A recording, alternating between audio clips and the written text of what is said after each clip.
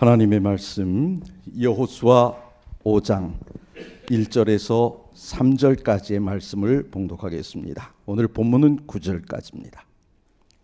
요단 서편의 아모리 사람의 모든 왕과 해변의 가나안 사람의 모든 왕이 여호와께서 요단물을 이스라엘 자손들 앞에서 말리시고 우리를 건네셨음을 듣고 마음이 녹았고 이스라엘 자손들의 연고로 정신을 잃었더라. 그때 여호와께서 여호수아에게 이르시되 너는 부싯돌로 칼을 만들어 이스라엘 자손들에게 다시 할례를 행하라 하시매 여호수아가 부싯돌로 칼을 만들어 할례산에서 이스라엘 자손들에게 할례를 행하니라. 아멘. 성도 여러분, 안식 후 한 6일 동안 평안하셨습니까? 전 오늘 이 시간 하나님의 백성이 지녀야 할 주체의식 그 첫 번째 시간으로 할례 시행이라는 제목으로 여러분들과 함께 은혜를 나누고자 합니다. 제가 그래도 예배를 시작하고 나니까 조금 성도가 늘었습니다. 아까 시작할 때 숫자가 얼마나 적은지 제가 여기 온 이후로 제일 적게 모였어요. 그래서 제가 속으로 무슨 생각을 했는가 하면 내일 점심도 준다는데 내일 소풍 간다고 도시락 쌀 것도 아닌데 왜 이렇게들 안 오시나 제가 그렇게 오해를 했었습니다. 자, 오늘의 말씀으로 들어가 봅시다. 이스라엘 백성들이 드디어 요단강을 건넜습니다. 여호수아서의 전반부인 1장에서 5장의 사건과 내용을 다시 한번 좀 정리해 보십시다. 1장에서 어떤 것이었습니까? 여호수아에게 부여된 명령입니다. 이것은 아주 분명한 임무였죠. 2장의 내용은 어떤 것입니까? 여리고를 정탐하는 것입니다. 드디어 적을 탐지했습니다. 3장으로 오니까 요단강을 건넙니다. 이 요단강을 건너면서 여호수아는 위대한 지도자가 됩니다.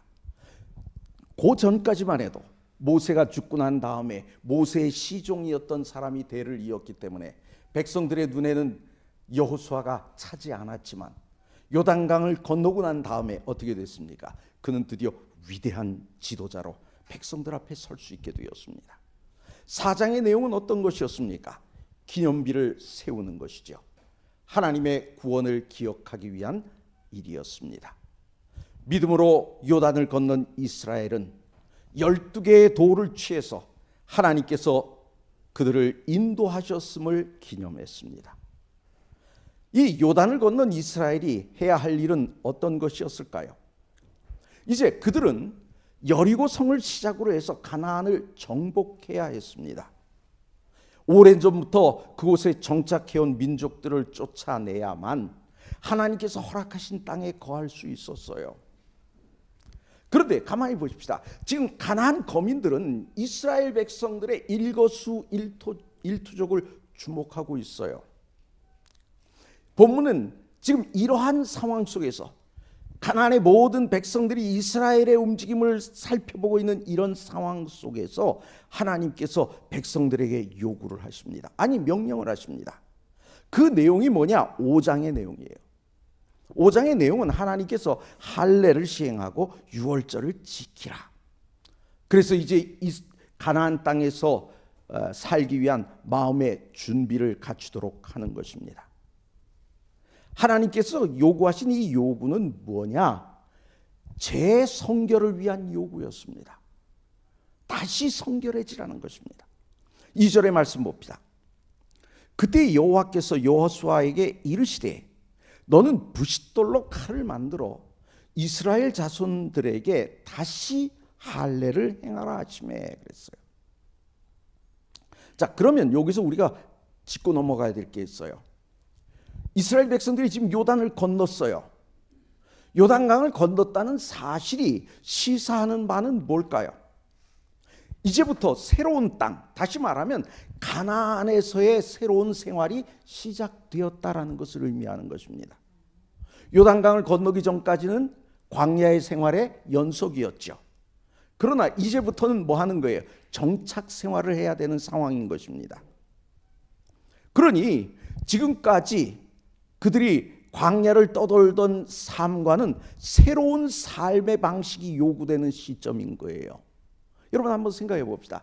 텐트 치고 살았어요. 지금까지는 만나 먹으면서 살았어요. 근데 이제 앞으로 어떻게 됩니까? 가나안 백성들이 지어놓은 그 벽돌집으로 들어가서 살아야 돼요. 또 그들이 농사짓던 그 곳에서 수확물을 먹으면서 살아야 합니다. 만나를 먹는 것이 아니죠. 삶의 방식이 달라져요. 그렇게 달라지는 시점, 전환점이 바로 그곳입니다. 바로 이러한 시점에서 하나님이 백성들에게 요구하신 것이 뭐냐? 하나님의 백성으로 지녀야 할 주체의식을 마음에 새기라는 것입니다. 여러분, 우리는요 재림 신도입니다. 그죠? 그렇다면 우리는요 재림 신도로서의 정체성을 가지고 있어야 돼요. 그래요, 안 그래요? 우리는 재림 신도로서의 정체성이 분명해야 돼요. 그것을 잃어버리면 안 됩니다. 근데 요즘 점점 이상해져 가요. 그 전에 제가 어느 교회에서 그랬어요. 재림에 대해서 설교했더니 한 여집사님이 그러셔요. 목사님, 요즘은요 그런 설교하면 교인들이 안 좋아해요. 그래요. 왜 안 좋아해요? 그랬더니 제가 어릴 때부터 재림, 예수님이 곧 오신다는데 제가 이렇게 나이 먹어서 이제 쭈글쭈글해졌는데 아직도 안 오셨잖아요. 그러니 그 얘기 해봤자 교인들이 관심도 없어요. 우리는 무슨 교인입니까? 재림 교인이에요. 오늘 우리가 갑자기 우리의 생명이 끝나게 되면 다시 눈 뜨는 시간이 무슨 시간이죠? 예수님 재림 시간이에요. 그래서 오늘 우리는요 매일 매 순간을 무슨 마음으로 살아야 되는가 하면 예수님의 재림을 준비하는 마음으로 살아야 돼요. 이게 중요한 겁니다. 제가 올 1월 달에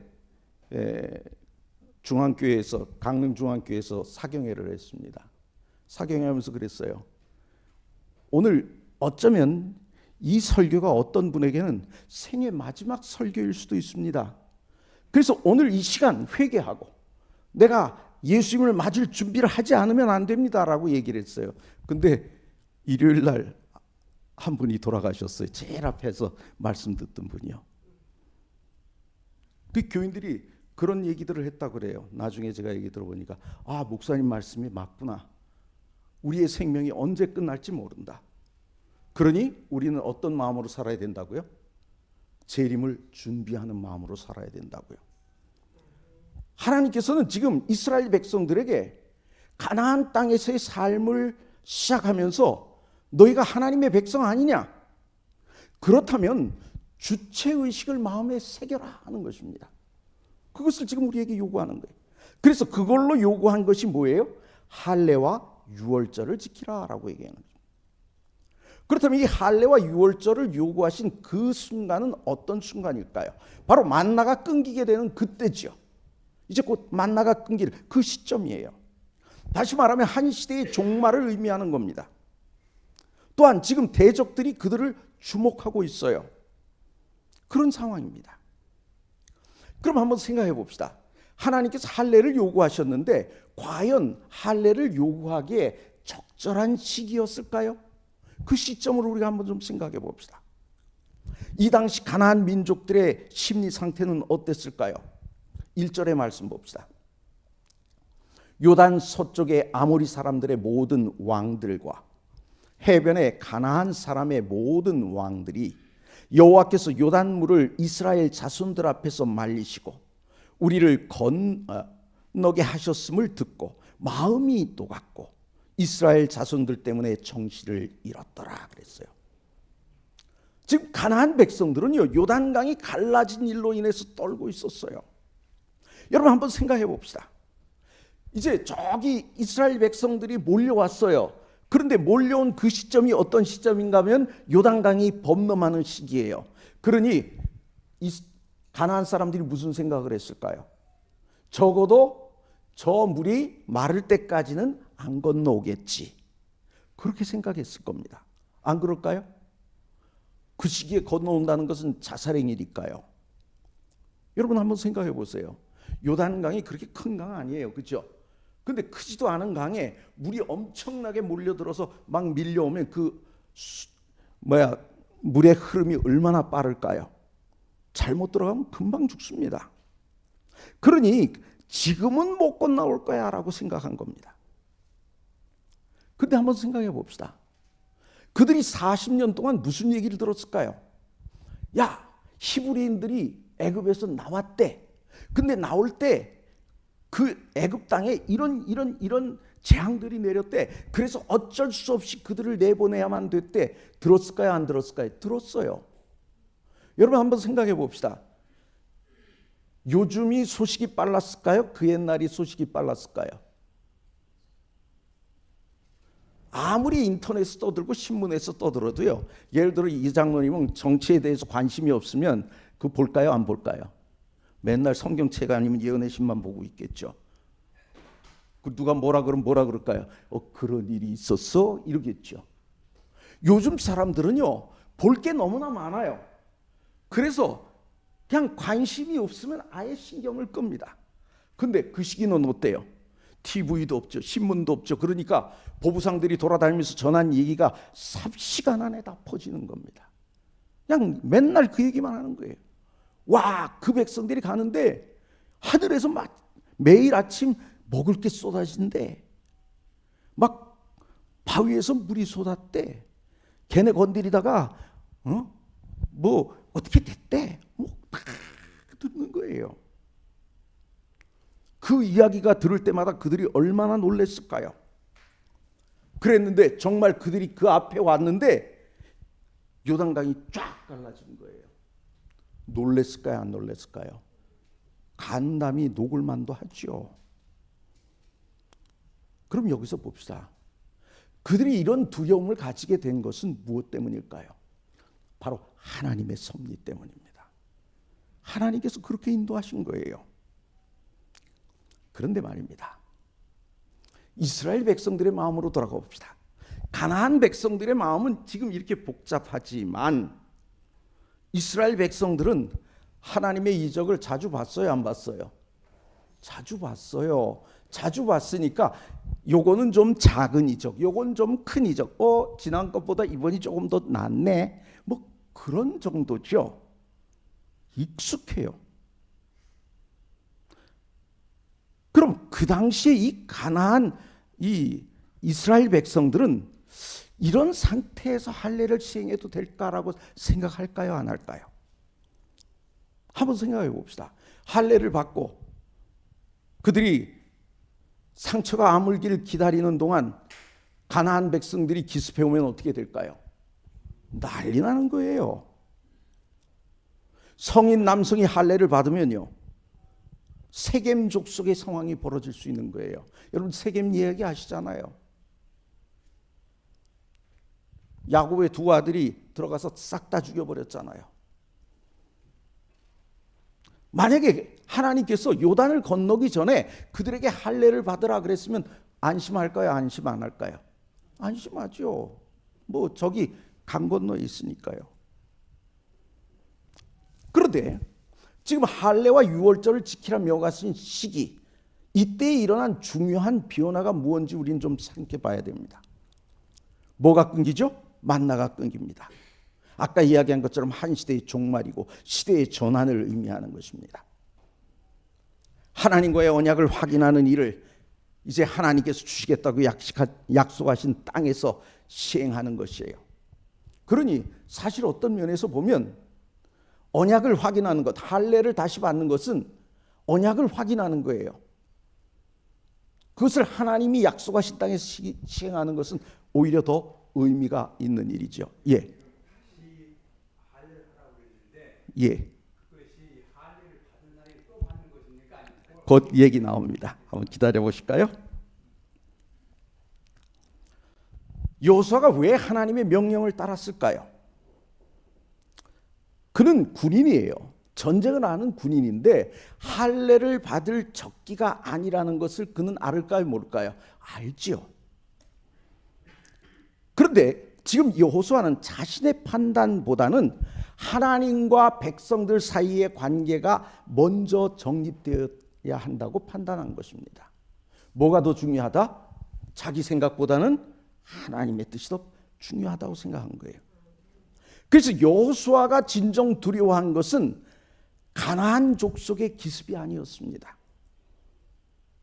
마땅히 지켜야 할 율법을 어김으로 당하게 될 하나님의 심판을 가나안 족속의 기습보다 더 두려워했던 것입니다. 굉장히 중요한 대목이에요. 그는 어떻게 생각합니까? 전투의 결과는 누구에게 달렸어요? 하나님께 달렸어요. 모세가 손을 들었을 때와 내렸을 때 전투의 상황이 달라진 것, 그가 경험했잖아요. 그럼 이 할례의 유래를 좀 생각해 봅시다. 99세가 된 아브라함의 이름을 아브라함으로 갱신시킬 때 처음 시행한 것이 할례예요. 99세. 아브라함 이름을 뭐로요? 아브라함으로 바꿨죠. 그럼 이 할례의 의미는 뭡니까? 하나님이 아브라함과 그 후손의 하나님이 되시겠다고 하신 이 언약이 성립되었고 그 언약에 내가 동의했다는 증거가 뭐냐면 할례였던 것입니다. 하나님과 약속을 맺었는데 그 약속에 내가 동의합니다라는 증거가 할례였던 거예요. 그래서 이것은 하나님의 백성임을 나타내는 외적인 표시예요. 그래서 하나님과의 언약을 영원히 기억하기 위한 표시였던 것입니다. 그래서 이것은 이방인과의 구별을 나타내는 것이었어요. 또한 백성에게 메시아의 소망을 알게 하려는 것이었습니다. 도덕적 순결에 대한 의무를 지키게 하려는 것이었습니다. 그러면 이제 이 관계 회복을 위한 요청을 조금 더 깊이 있게 살펴봅시다. 조금 전에 우리가 질문을 받았었죠. 5장 2절 하단에 뭐라고 돼 있어요? 다시 할례를 행하라 하시매 그랬어요. 여기 이 다시라는 말을 좀 봐야 됩니다. 이거는요, 이미 할례를 받은 사람까지 다시 받으라 이런 요구가 아니었습니다. 그럼 뭘까요? 지금 대부분의 백성들이 광야 생활 중 할례를 행하지 않았어요. 왜 그들은 광야 생활 중에 할례를 행하지 못했을까요? 바로 하나님과 언약 관계에 문제가 생겼기 때문입니다. 부조와 선지자에 보면 이런 말씀이 나와요. 가데스에서 반역한 이후 할례 의식이 중지된 것은 그 의식이 상징한 하나님과의 언약이 깨어졌음을 이스라엘에게 계속적으로 증거하는 것이 되었다 그랬어요. 가데스 바네아에서 이스라엘이 하나님을 반역했어요. 들어가라는데 들어가지 않았어요. 그죠? 그래서 그 언약이 깨졌다는 것으로 인해서 뭐를 안 한 거예요? 할례를 안 한 거예요. 정탐꾼의 일로 불순종하여 하나님을 대적했죠. 그래서 이때 20세 이상의 사람들이 광야에서 죽었습니다. 그럼 이 6절에서 광야에서 할례를 받지 못한 이유를 설명해 주는 교훈은 무엇일까? 설명하면서 준 교훈은 뭘까요? 6절의 말씀을 다시 봅시다. 이스라엘 자손들이 여호와의 말씀을 청종치 아니하므로, 누구의 말씀이요? 여호와의 말씀을 청종하지 않으므로 여호와께서 그들에게 대하여 맹세하사 그들의 열조에게 맹세하여 우리에게 주마 하신 땅 곧 젖과 꿀이 흐르는 땅을 그들로 보지 못하게 하리라 하시매 애굽에서 나온 족속 곧 군사들이 다 멸절하기까지 40년 동안을 광야에서 행하였더니 그랬어요. 순종하여 땅을 차지할 것인가, 불순종하여 비참한 종발을 맞겠는가를 지금 대조적으로 설명하고 있어요. 여러분, 하나님과 관계 회복하는 것 중요할까요? 중요합니다. 그들이 관계를 지금 깨고 있었기 때문에 그것을 회복할 때가 된 거예요. 어느 시점에서? 가나안에 들어오자마자, 요단강을 건너자마자. 그때 하나님께서 어떻게 해요? 먼저 기회를 제공하십니다.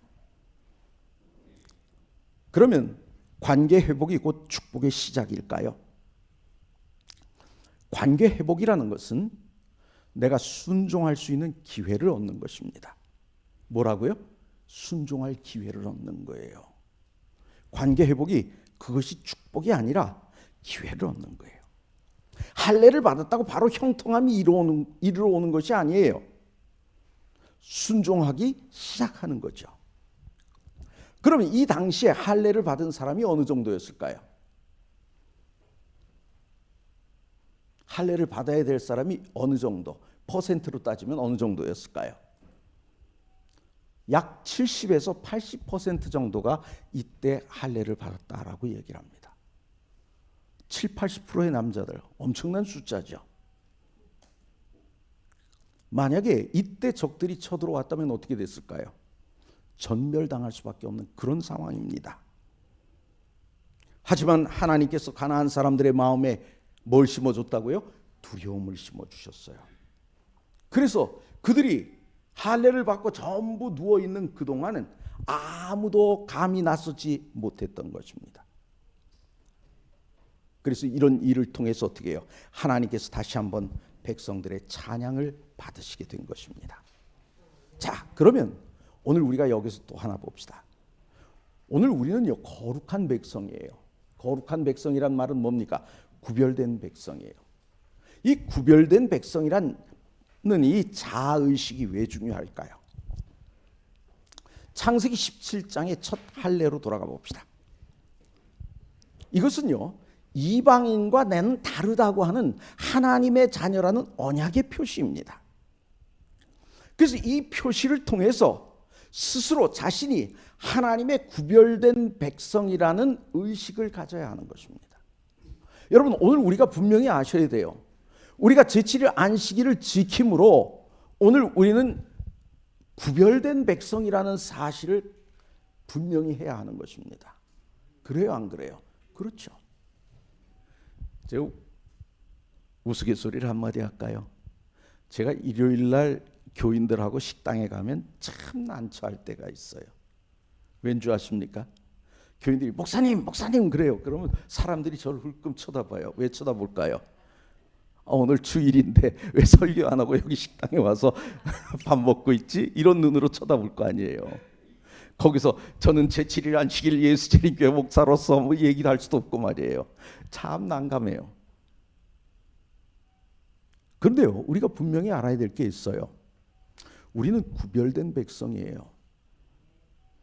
가끔 만나보면요, 우리 교인들 가운데 그런 분들이 있어요. 목사님, 제가 믿지 않는 친구들 만나면요, 밥 먹을 때 묵상 기도하는 게 그렇게 힘들어요. 그래서 안 한 적이 있습니다. 이런 분들이 계세요. 우리가 이 식사할 때 기도한다는 자체는 뭐예요? 물론 식사를 주신 하나님께 감사하는 거죠. 그죠? 그렇지만 그것은 또 뭔가 하면 사람들 앞에서 내가 하나님을 섬기는 사람임을 나타내는 거예요. 예수님께서 뭐라 그러셨죠? 사람들 앞에서 나를 시인하면 나도 아버지 앞에서 너를 시인할 것이요. 근데 우리가 이 구별된 백성이라는 사실을 숨기려 하는 것은 이건 좀 잘못이에요. 그죠? 당당하게 우리는 하나님의 구별된 백성이라는 의식을 가져야 합니다. 자, 그런데 뭡니다. 이 표시가 하나님의 백성을 만드는 건 또 아니에요. 왜요? 그들은 이미 하나님의 백성, 하나님의 자녀로 태어났죠. 그죠? 그러나 그들은 자신의 몸에 있는 백성의 표를 볼 때 어떻게 해야 되는 겁니까? 그때마다 내가 하나님 앞에 바르게 살기로 결심해야 하는 것입니다. 오늘 우리에게 바울은 뭐라 그럽니까? 마음의 할례를 받으라 그래요. 그래서 오늘 우리는 거룩한 백성으로서의 표식을 우리의 마음속에 가지고 있어야 돼요. 그래서 오늘 우리는 어떻게 살아야 합니까? 언제나 하나님의 백성답게 살아야 돼요. 여러분, 일요일 날 아침에 이렇게 시내 나가 보세요. 쫙 차려입은 아저씨가 가방 탁 들고 서 있으면 딱 보면 뭐처럼 보입니까? 장로님처럼 보이고 집사님처럼 보이잖아요. 우리가요, 우리의 모습 속에서 하나님의 백성의 표시가 좀 나야 합니다. 이 필요해요. 그래서 우리가 하나님의 백성의 모습을 가지고 있을 때 어떻게 하는 거예요? 내가 하나님 백성답게 사는 거예요. 그래서 언제나 우리는 거울을 자주 봐야 합니다. 뭐처럼 보이도록요? 내 얼굴에서 예수님의 얼굴이 반사되도록요. 그리스도인다운 모습을 갖췄는가? 우리는 한 번씩 살펴보아야 합니다. 침례와도 같죠. 우리가 침례식을 할 때마다 무슨 생각을 갖습니까?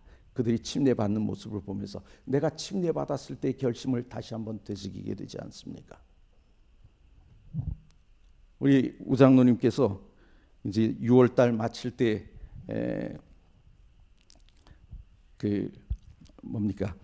성만찬 예식을 꼭 해달라는 요청을 하셨어요. 제가 다른 교회 가서는 성만찬 예식을 한 번 하고는 한동안 안 하고 그랬어요. 제가 늘 당부를 하는데 그냥 와글와글 얼마나 시끄러운지 몰라요.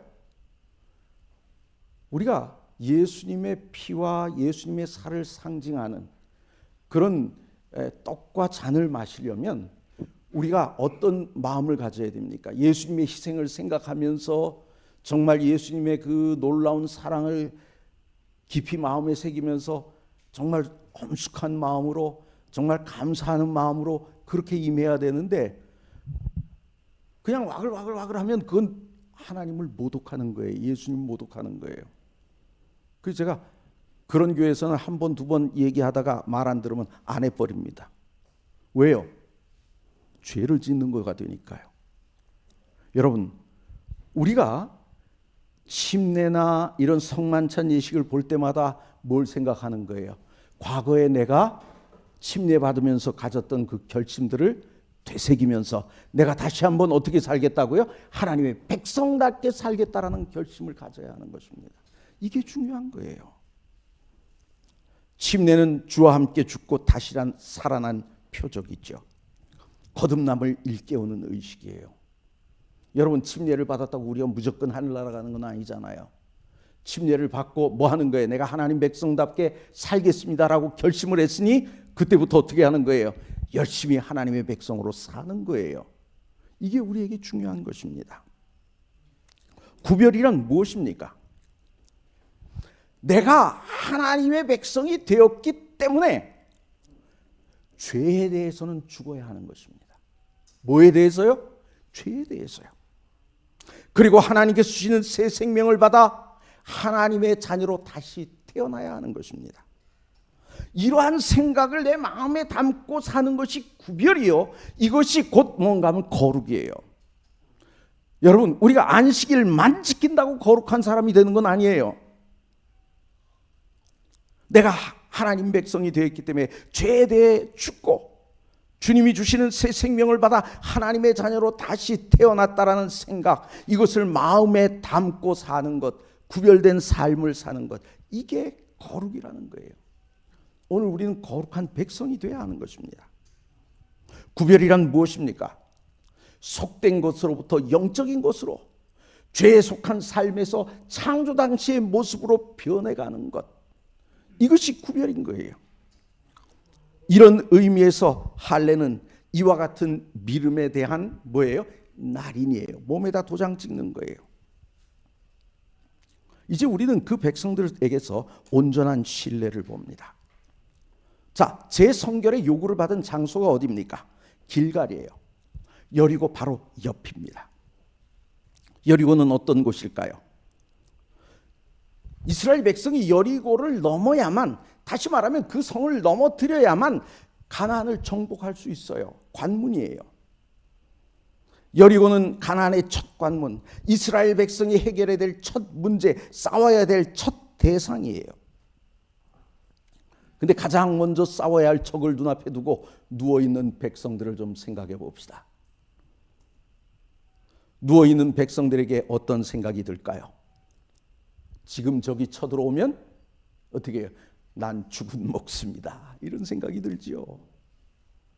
그렇기 때문에 이 시간부터는 어떻게 해요? 전적으로 어떻게 해요? 하나님을 의지해야 하는 것입니다. 남자들이 군대 가면 유격훈련 시키잖아요. 유격훈련 시키기 전에 PT 체조를 시킵니다. PT 체조를 왜 시킵니까? 건강해지라고 체조 시키나요? 예전에 저희 학교 다닐 때 남자 스님들이 얼차례로 학생들 벌 줄 때 쓰는 게 전부 PT 체조였습니다. 이걸 하고 나면요, 팔다리가 후들후들거려요.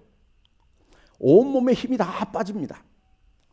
그런 상황 속에서 공중에서 줄을 타게 하는 겁니다. 여러분 생각해 보세요. 팔다리 힘이 다 빠진 상태에서 공중에서 줄 타라 그러면 어떻게 됩니까? 그때는 나를 의지하는 게 아니라 줄을 의지하는 거예요. 내가 힘이 있다고 까불면 줄에서 떨어집니다. 그러나 내가 힘이 없다라는 걸 알고 줄을 꼭 붙잡고 있으면 사는 거예요. 오늘 우리가 어떤 삶을 살아야 되는가? 내가 지금 이 상태에서는 적이 쳐들어오면 죽으니까 뭐예요? 온전히 누구를 의지해요? 하나님만 의지해야겠다라는 결심을 가져야 되는 것입니다. 죽은 것이나 마찬가지이기에 의지할 곳은 오직 누구예요? 하나님뿐이에요. 하나님은 정복에 앞서 백성들을 뉘어놓으심으로 자신의 능력을 의지하는 마음부터 뭐하게 해요? 포기하게. 그런 경험을 갖게 하신 겁니다. 그럼 이 포기의 경험 속에서 무엇을 배웠을까요? 그들은 죽음에 동참함으로 부활에 동참하는 것입니다. 옛사람이 죽고 하나님만 의지하는 거예요. 요한복음 15장 5절에서 주님은 이렇게 말씀하시죠. 나를 떠나서는 너희가 아무것도 할 수 없습니다. 그랬어요. 하나님을 떠나서는 아무것도 할 수 없기에 오직 하나님만 의지하게 하시려는 하나님의 배려였던 것입니다. 그렇다면 우리가 포기의 경험을 통해 올려야 할 기도가 있다면 어떤 것일까요? 하나님, 내 생각, 내 재주, 스스로 할 수 있다 여기는 자만, 교만을 땅에 내려놓게 해 주십시오라고 기도해야 하는 것입니다. 오늘 우리가 이런 기도를 배워야 하는 것입니다. 오늘 우리가 마지막으로 생각해 볼 주제는 하나님께서 이스라엘의 수치를 씻으셨다는 것입니다. 9절의 말씀 봅시다.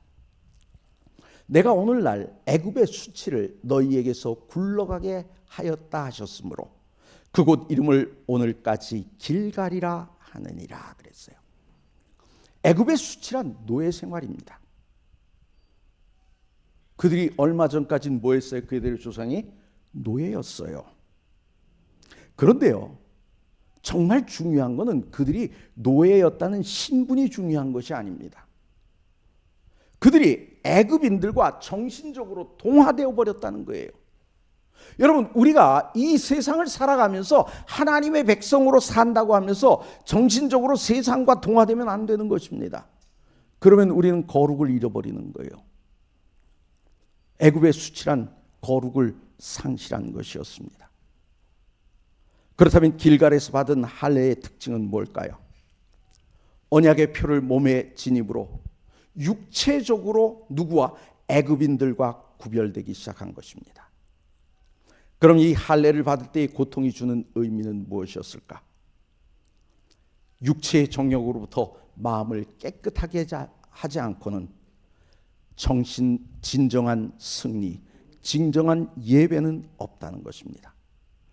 그래서 오늘 우리는 육체의 정욕으로부터 마음을 깨끗하게 하는 필요가 있는 것입니다. 애굽의 수치를 씻기 전까지는 그들은 가나안 땅의 소산물을 먹을 수 없었습니다. 여호수아 5장 11절의 말씀 봅시다. 6월절 이튿날에 그 땅 소산을 먹되 그날에 무교봉과 볶은 곡식을 먹었더니 그랬어요. 할례를 받고 난 다음에 바로 뭐를 했다고요? 6월절을 지킨 것입니다. 6월절 그 다음 날 어떻게 해요? 그 땅의 소산을 먹어요. 지금까지는 뭘 먹었죠? 만나를 먹었는데 땅의 소산을 먹기 시작한 것입니다. 기억해 두십시오. 자부정이 있어야만 우리는 하늘 가나안 음식을 먹을 수 있는 것입니다. 내 힘으로 무언가 할 수 있다는 생각, 나를 의지하던 모든 것들을 내려놓을 때 우리는 비로소 하늘 음식을 먹을 수 있는 것입니다. 그래서 길갈은 옛것을 정리하고 새로운 출발을 다짐하는 축복의 장소가 되었던 것입니다. 그렇다면 이제 말씀을 좀 정리해 봅시다. 오늘의 말씀에서 우리가 기억해야 될 것은 뭘까요? 하나님 안에서 새로운 생활을 원한다면 주의 백성이 지녀야 할 주체의식을 마음에 지녀야 합니다. 적을 눈앞에 두고 하나님과의 관계를 바로잡는 일은 자신의 능력을 포기하고 하나님께 온전히 자신을 맡기는 것입니다. 하나님의 백성으로 태어나는 것보다 더 중요한 것은 순종을 통해 하나님의 백성으로 살아가는 것입니다. 오늘 우리가 하나님의 백성으로 살기 위하여 하나님의 백성의 주체의식을 마음에 심고 하나님을 온전히 의지하는 저와 여러분이 다 되시기를 바라면서 말씀을 마치겠습니다.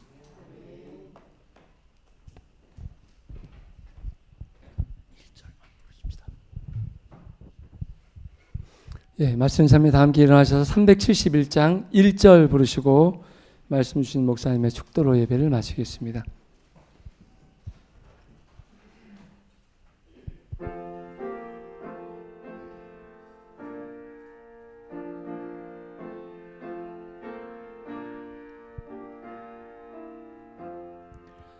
구주 예수 의지함이 심히 기쁜 일일세 언약하심 받았으니 의심하주 없도다.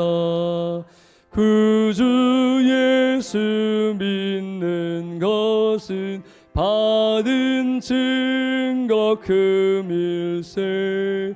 구주 예수 귀한 예수 믿음 더욱 주소서. 걸어가신 하나님 아버지 은혜를 감사합니다. 주님께서 저희들을 사랑하셔서 저희들에게 귀한 안식일을 맡게 하시고 이 안식일 우리가 거룩한 하나님의 백성으로 정체성을 가지고 다시 한번 주님 앞에 설 수 있도록 우리에게 권면하시고 가르쳐 주셨사오니 감사합니다.